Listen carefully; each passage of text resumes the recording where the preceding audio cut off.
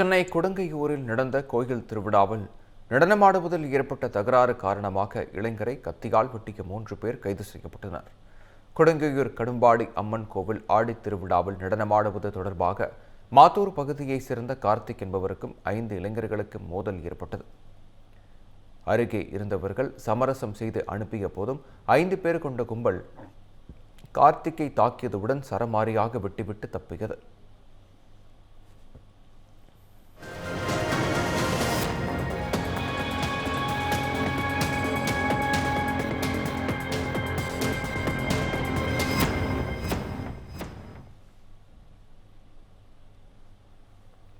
கை மற்றும் முதுகில் வெட்டு காயங்களுடன் இரத்த வெள்ளத்தில் கிடந்த கார்த்திக்கை 108 ஆம்புலன்ஸ் மூலம் மீட்டு அருகில் உள்ள மருத்துவமனையில் பொதுமக்கள் அனுமதித்தனர்.